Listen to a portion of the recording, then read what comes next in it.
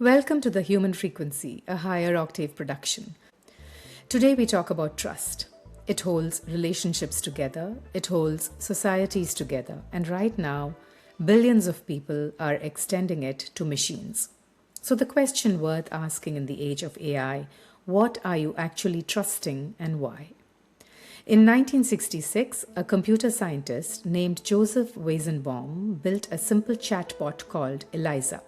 It did almost nothing. It reflected questions back in the form of other questions. So you'd say, I've been feeling anxious, and it would say, why do you think you've been feeling anxious?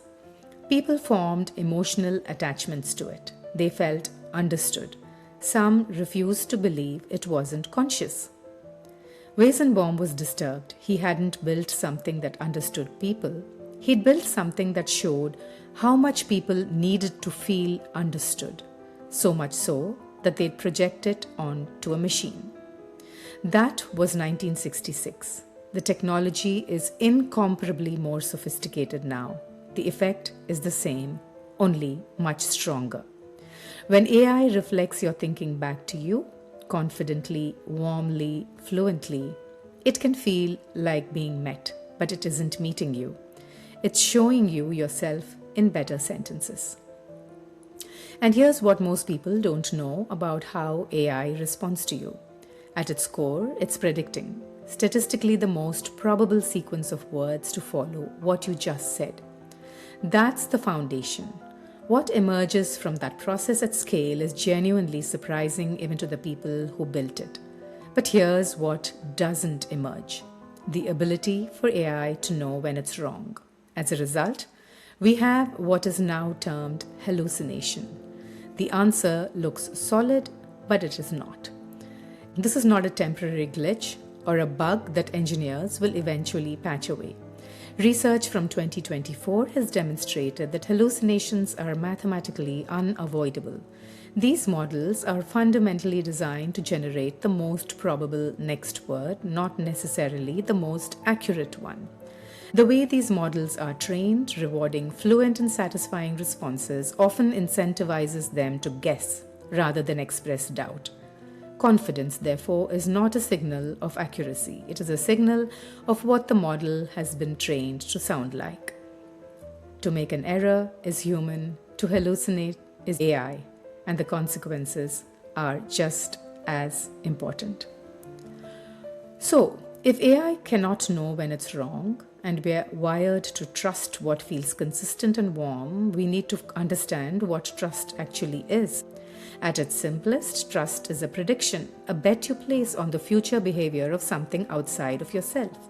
And that's not necessarily naive, that's extraordinarily sophisticated. We begin doing it before we have language for it. Trust, from the very beginning, is not just emotional, it's also developmental. We learned to trust by finding consistency. Developmental psychologist John Bowlby showed that infants who find it in a caregiver don't just feel safe, they become more exploratory, more resilient, and crucially, more willing to extend trust to the world beyond. And that same mechanism can attach to things that merely appear consistent, that feel reliable, that respond to us predictably every single time. AI responds every time, instantly and confidently, without friction. When we accept the answers without pause, without our own layer of judgment, the muscle of independent thought quietly starts to atrophy. Not dramatically, not all at once, just gradually, in the small moments when we could have thought it through ourselves and did not. We reach for the answer before the question has finished. The Vedic tradition identified a faculty, Viveka, discriminative awareness, discernment, the capacity to sense in the body and mind together what is real and what merely appears to be. Neuroscience calls it metacognition, the ability to think about your thinking, to know the edges of what you know. Think about the last time you caught yourself mid-thought and said, wait, I'm not sure about that. That pause is something AI cannot do. And here's what neither neuroscientists nor the ancient Vedic scholars could have anticipated. Millions of people are now outsourcing metacognition and discernment to artificial intelligence. Which brings us back to where we started. What are you actually trusting and why? In the age of AI, this may be the most important question you ask. None of this means AI is not useful. It is. Enormously so in the right context. But a more transparent machine is not a substitute for a more discerning human. Viveka doesn't become less important as AI becomes more capable, it becomes more important. The question isn't whether to use these tools, the question is whether you bring your own judgment to them.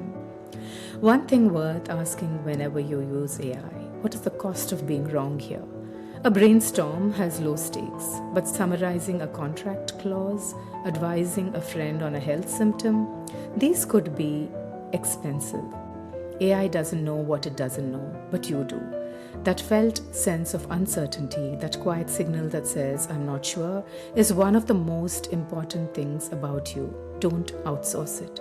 AI will always give you an answer. That's its nature. It cannot let a question breathe. Sometimes the most intelligent thing is to stay in the uncertainty a little longer, to resist the fluent answer, and to trust the signal your doubt is sending you. The ability to sit in uncertainty without collapsing it prematurely is one of the most sophisticated things a human mind can do. If this resonated, subscribe and share. Join us on this journey into the questions that matter: AI, neuroscience, ancient philosophy, and consciousness. The human frequency, a higher octave production.